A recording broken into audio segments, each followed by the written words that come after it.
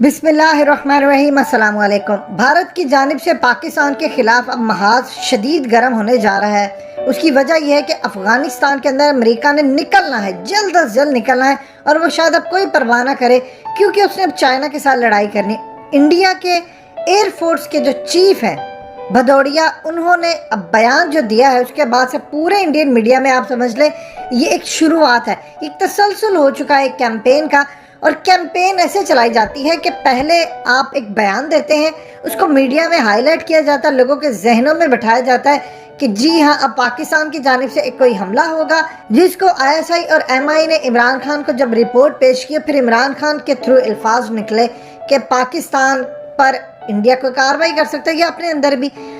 मज़ीद डिस्कस करने से पहले इस वीडियो को लाइक करें, हकीकत टीवी को सब्सक्राइब करें और बेल आइकन पर ज़रूर क्लिक करें।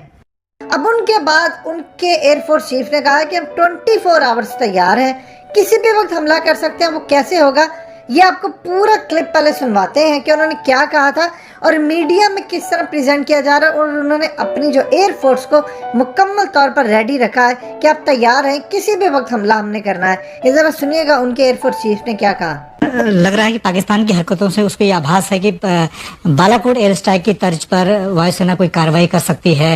उसके जो आतंकी कैंप है वहां पर पाकिस्तान के कब्जे वाले कश्मीर ने, इसीलिए ये पाकिस्तान की तरफ से इस तरह की गतिविधि बढ़ाई गई है।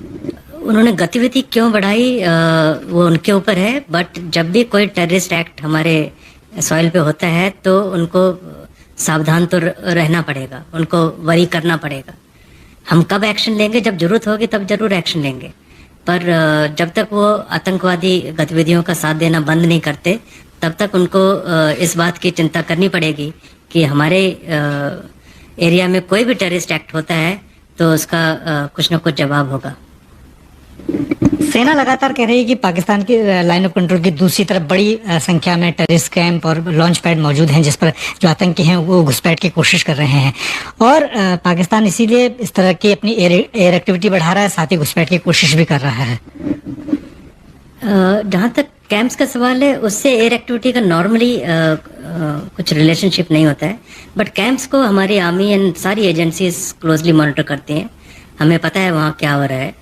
एंड जब कोई ज़रूरत पड़ी उस पर कुछ फॉलो अप एक्शन लेने के तो समय पे लिया जाएगा। आपको लगता है कि अगर ऐसे हालात होते हैं, खासतौर जिस तरह की हमने एयर स्ट्राइक बालाकोट के दौरान की थी, उस तरह की तैयारी वायुसेना की तरफ से मौका पड़ने पर की जाएगी? देखो, ऐसे किसी एक्शन की तैयारी हमारी 24/7 होती है, तो हमें कुछ स्पेशल करने की ज़रूरत नहीं है। वेदर उसका ऐसा एक्शन लेना है कि नहीं लेना है, it depends on the adversary. अगर वो कुछ गलत काम करेंगे तब ये ऐसे हालात पैदा होते हैं कि एक्शन हम लेंगे, अगर गलत काम नहीं करेंगे तो फिर उन्हें चिंता करने की जरूरत नहीं है।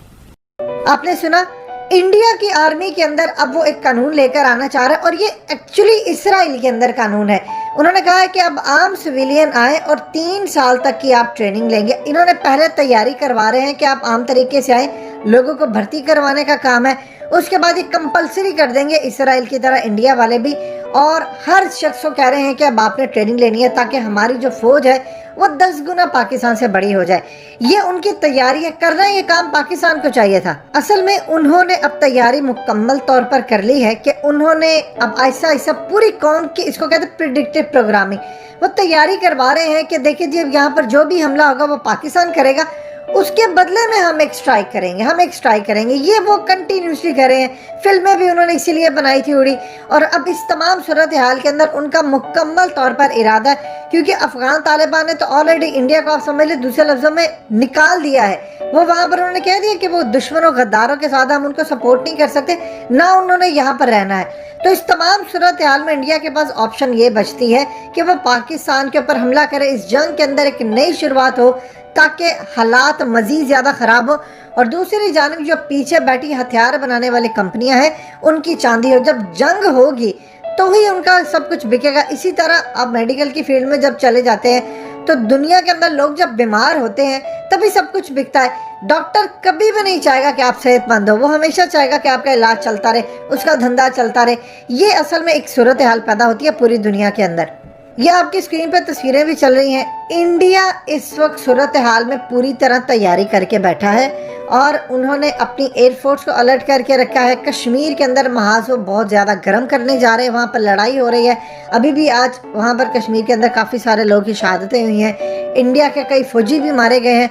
ये सूरत हाल अब डे बाय डे बढ़ती जा रही है। अब दूसरी जानिब चाइना के हवाले से देखिए, इंडिया गलवान वैली के अंदर अपनी फौजें पूरी जगह उतार चुका है। ये असल में 1962 के बाद जो इंडिया और चाइना की जंग हुई थी, उसके बाद ये इलाके चले गए थे चाइना के कब्जे में। इंडिया कहता है ये हमारे हैं। उन्होंने लास्ट ईयर एक मैप भी जारी किया था जिसमें उन्होंने लिखा था कि एडमिनिस्ट्रेशन का जो कंट्रोल है वो चाइना के हाथ में है, यानी एडमिनिस्ट्रेटेड बाय चाइना, लेकिन पार्ट जो है वो इंडिया का है, लद्दाख। अब इस तमाम सूरत हाल के अंदर चाइना ने एहतजाज किया था। अब इन्होंने क्या काम किया, हालिया इनकी लड़ाई हुई है बड़ी एग्रेसिव, वहाँ पर इन्होंने फौज उतार दी है और कहा है कि किसी भी वक्त वहाँ पर भी लड़ाई हो सकती है। और पाकिस्तान के खिलाफ भी उनके आर्मी चीफ का जो बयान है, और इवन कि जो हालिया उनके आर्मी चीफ ने ये बात कही थी, उन्होंने कहा कि हम पाकिस्तान को सबक सिखाएंगे। आप देख लें आज ही हमारे फौजी कितने शहीद हुए। ये एक महाज पूरी तरह तैयार है और इसी तरह ये पहले लोगों के जहन तैयार करते हैं, उसके बाद एक बड़ा हमला करेंगे और इस बड़े हमले के बाद वहाँ से आवाज़ उठेगी एक और स्ट्राइक करो पाकिस्तान पर, एक और स्ट्राइक करो, जिसे हम पहले ड्रामा किया था। इस दफ़ा वो दोबारा आएंगे, लेकिन इस दफ़ा एक चीज़ जहन में रखिएगा, इस दफ़ा जब अगर कोई भी हमला होता है, कुछ भी होता है, ऐसा नहीं है कि वो चुप करेंगे, वो कंटिन्यूसली करते रहेंगे। जब दो लड़ाई होती है तो याद रहे, अगर मीडिया को उसको इस्तेमाल किया जाता है, यानी खुदा ना अगर पाकिस्तान का थोड़ा सा भी नुकसान हो, उसको बड़ा चढ़ा कर पेश करेंगे। पाकिस्तान ने पिछली दफ़ा गलती की थी, उनके हम 9 जहाज़ मार सकते थे, उनका आर्मी चीफ भी मार सकते थे, हमने शायद छोड़कर गलती की, हमें अब एहसास होता है। अब दोबारा अगर हमें यह मौका मिलेगा तो इंशाल्लाह हम नहीं छोड़ेंगे।